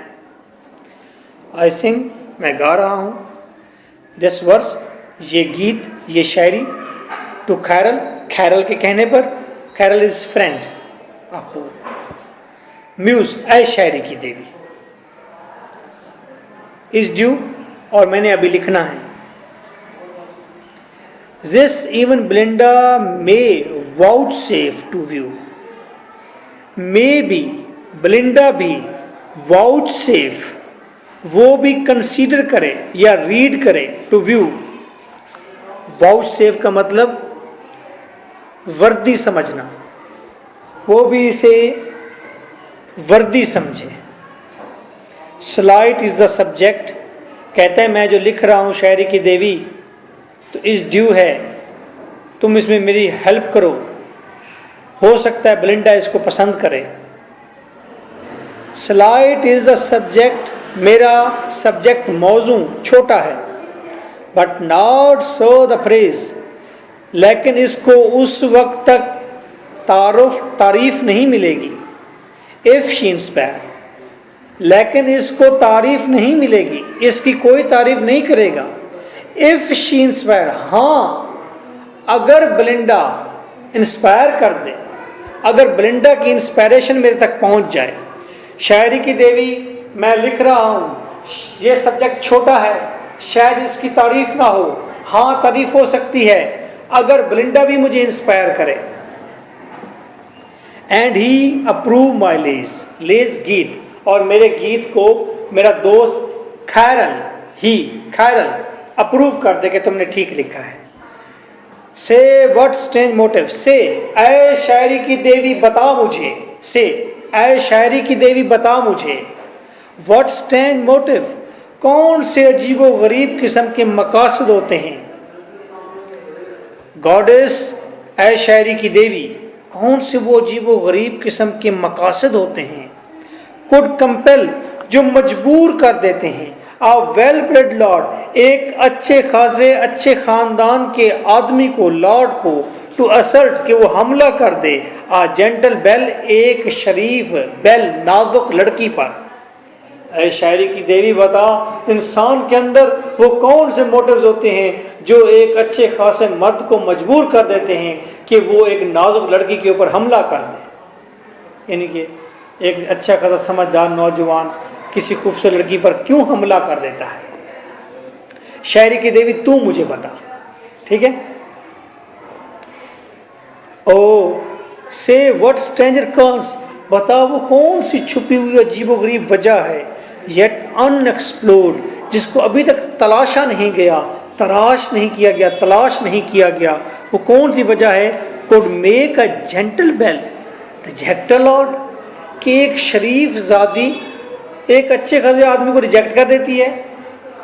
वैसे ये बात तो आज 21वीं सदी तक पता नहीं चली कि ये लड़कियां रिजेक्ट करती क्यों हैं मर्दों को, शरीफ आदमियों को। एंटा so bold, can little man engage, और सो बोल्ड, इतने बड़े बड़े मामलात काम के अंदर इतना छोटा आदमी एंगेज हो जाता है। बड़े बड़े मामलात में छोटा आदमी एंगेज हो जाता है। And in soft bosoms dwell such mighty rage, और नर्मो नाजुक सीनों के अंदर इतने तूफान खेज किस्म के गुस्से रहते हैं।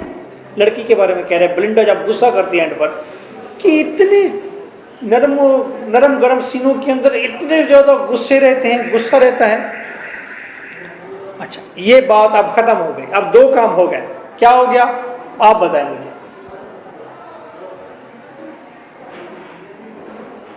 दो काम हो चुके हैं जी। एक ये भी जो बड़े बड़े काम कैसे होते हैं।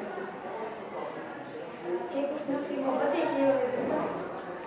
मैं अगर बैकग्राउंड के हवाले से बात करूं तो दो बात देखो। एक बात ये हुई, अगर मैं एपिक मोक एपिक की बात करूं, एक बात क्या हुई, म्यूज से दुआ हो गई।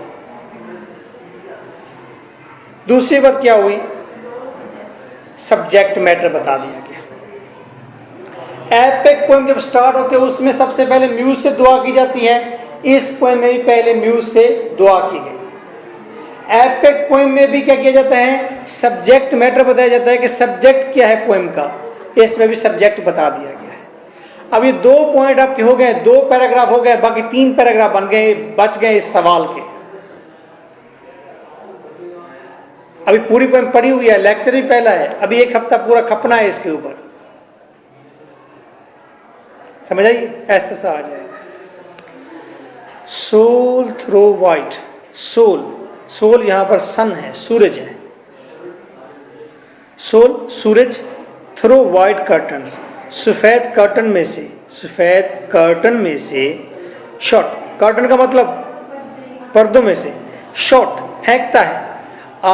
टेमोरियस रे, माइल्ड हल्की हल्की शुआएं फेंकता है। एंड ओप दोज आइज, और सूरज उन आँखों को खोलता है, that must eclipse the day, जो लाजमी दिन को भी गिरहन लगा दें। ये इतनी चमकदार आँखें हैं, ये खुल जाए तो दिन को गिरहन लग जाए। Now lap dogs give themselves the rousing shake, अब लैप डॉग्स वो गोद वाले कुत्ते, पालतू कुत्ते, और पालतू कुत्ते जाग कर अंगड़ाइयाँ लेते हैं। राउजिंग शेक, जागने के बाद जो शेक लेते हैं, अंगड़ाइयाँ लेते हैं। एंड स्लीपलेस लवर्स, और वो बेचैन लवर्स जो हैं, मोहब्बती जो हैं, जस्ट एट 12 अवेक, दिन के 12 बजे उठ जाते हैं मोहब्बत करने वाले आशिक। Thrice rang the bell, Belinda 3 दफ़ा घंटी बजाती है। The slipper knock the ground, और अपने स्लिपर ग्राउंड पर खटखटाती है। क्यों खटखटा रही है, क्यों पहल दे रही है? ताकि मुलाजमा आए वहाँ पर, मुलाजमा को बुला रही है। क्लियर है?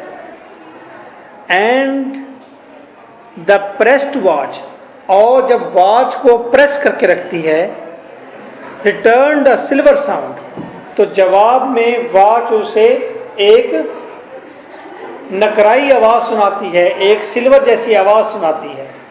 कहने का मतलब है ये पुरानी वॉच है, क्लॉक है, ये क्लॉक रेत से चलती है, रेत थोड़ी थोड़ी नीचे गिरती रहती है और घड़ी चलती रहती है। जब पिछला घंटा मालूम का, ये मिनट नहीं बताती, घंटा बताती है।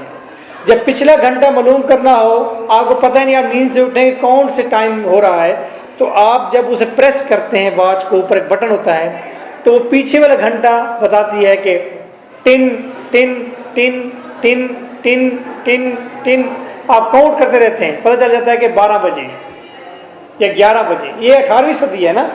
ओके, अब आपको हिस्ट्री भी पता चल रही है। So nice of you for keeping good airs here. आज लेक्चर मेरे ख्याल में काफ़ी बोरिंग था, क्योंकि आज सारा इन्फॉर्मेटिव लेक्चर था। कल से टेक्स्ट होगी सारी, टेक्स्ट में हम इसके कलर्स को और फिर अपने सवालों को यहाँ डिस्कस करते चलेंगे। आपका कल का काम क्या है? कल का मोस्ट इम्पॉर्टेंट काम है आपका ये एक पेज, ये जो मैंने पेज आपको टेक्स्ट का पढ़ाया है, यही आपका सबसे अहम है। बाकी कुछ याद करो या ना करो। So nice of you, take well care of yourself. Thank you for being here. My phone number is 0333465535। Thank you very much. इस बुक के नोट्स 700 रुपीज़ में हैं। हर बुक के 700 रुपीज़ में है। हार्ड कॉपी है, यानी पेपर फॉर्म में 2 डेज में नोट्स आपके एड्रेस पर पहुंच जाते हैं। 2 आवर्स में ऑल एक्सपेक्टेड इंपॉर्टेंट क्वेश्चंस तैयार, ऑल इंफॉर्मेशन फिंगर टिप्स पर, मल्टी रेफरेंस कंटेक्स्ट मिल जाएगा, सब आसान हो जाएगा। माना कि नेट पर बहुत कुछ मौजूद है, मगर टाइम, आपने सेल्फ काम करना है ना। 15 डेज में आपने जो चीज़ गैदर करनी है, आप हमसे शायद 15 डेज में भी आप वो गैदर ना कर सकें जो आपने हमसे 2 आवर्स में गैदर कर लेना है। पास्ट पेपर्स आपने कंसल्ट करने हैं, हमने कंसल्ट कर लिए। 15 ईयर्स की हिस्ट्री हमारे पास है। Past papers, ever important points, expected questions, examination point of view से प्रेजेंट सिनेरियो में क्या इंपॉर्टेंट है, what is its relation to our society, net पर ये नहीं बताया जाएगा। ये material will be according to the mindset of our teachers. Updated notes हैं, खनकती हुई न्यू लैंग्वेज है, नो कॉपी पेस्ट, ट्विस्ट होंगे, कोटेशंस होंगी, बिल्कुल न्यू मटेरियल। और सारी बुक 2 to 3 पेजेस पर सिमट जाएगी। आप चाहें तो इसी को याद कर लें और पेपर में लिख दें। आप चाहें तो हेडिंग याद कर लें और ख़ुद से एक्सप्लेन करें। यही आपकी टेक्स्ट है। टेक्स्ट भी यही 2 और 3 पेजेस, यही आपकी टेक्स्ट है, यही आपका टेस्ट है, यही आपकी प्रेजेंटेशन है, प्रेजेंटेशन भी यही है। मज़े करें, सब कन्वर्सेशनल है, न्यू स्टाइल, मॉडर्न है, कोई रेपिटेशन नहीं, पीके मूवी जैसा मज़ा है। हर 2 मिनट्स के बाद, हर 2 सेंटेंसेस के बाद नया रंग होगा, नई बात होगी। ना सिर्फ 80% मार्क्स मिलेंगे, बल्कि आप भी इंजॉय करेंगे, पेपर चेकर भी इंजॉय करेगा। ऐसा वेल बिल्ट मल्टी मटीरियल होगा, सब सवाल इसी में कवर हो जाएंगे। ट्रस्ट। माई व्हाट्सएप इज 03004655 आपने जो बुक लेनी हो, बस उस बुक का नेम लिखना है। ड्रामा है तो लिखेंगे डॉक्टर फास्टस, नावल है तो लिखेंगे प्राइड एंड प्रेजुडाइस। बुक का नेम लिखना है, पेपर का नेम नहीं लिखना। बुक का नेम लिखकर व्हाट्सएप करेंगे, टेक्स्ट मैसेज करें। अगर मैंने वो बुक बनाई है तो मैं आपको आंसर करूंगा, अदरवाइज नो रिप्लाई। और नो रिप्लाई का मतलब होगा बिग नो। ये व्हाट्सएप के मैनर्स हैं, जब कोई रिप्लाई ना दे तो उसका मतलब है बिग नो। नहीं है ये चीज़, बार बार पूछना नहीं है, सर जवाब तो दें, सर जवाब तो दें। क्या जवाब दें? अभी कुछ देर ठहर जाए मौजे तलातुम, टूटी हुई कश्ती को जरा उलझने दे भंवर से। एक प्रैक्टिकल स्टोरी भी सुनते जाएं। खारा भट्टी बड़े जोर का कबूतरबाज है, बड़े जोर का। बीएस इंग्लिश लिटरेचर में पता नहीं कैसे एडमिशन हो गया यूनिवर्सिटी में। नोट्स से याद कर करके टेस्ट देता गया। कहता है रोज सर क्लास में खड़ा कर देते और मेरा पेपर लहरा लहरा कर सबको मेरी एग्जाम्पल देते, और हर दफ़ा कहते लड़के कमाल है, लड़के तुम ऐसे कैसे लिख लेते हो, बहुत मज़े का काम लिखते हो। आगे से इफ्तिखार भट्टी साहब उस्ताद को मुंह उठाकर शेर सुनाते हैं, सर तुमने देखी ही कहाँ है इश्क के कलंदर की धमाल, पांव पत्थर पे भी पड़ जाए तो धूल उठती है शाबाश है। आगे से वो भी उस्तादों के उस्ताद थे, आजा पुत्र फिर। 6 माह बाद मैंने पूछा, ओए भट्टी बीएस छोड़ क्यों दिया है? कहता है सर क्लास टीचर मुझे रोज क्लास में खड़ा कर देते, कहते थे क्लास को पढ़ाओ। सर जी सारा राज खुल जाना था। यानी तुम शहर मोहब्बत कहते हो, हम जान बचा कर आए हैं। बेहतर था कबूतरबाजी छोड़ देते, बीएस ना छोड़ते। सर मेरी प्रोनाउंसिएशन ठीक नहीं थी। सानू को 1 से आ पाए।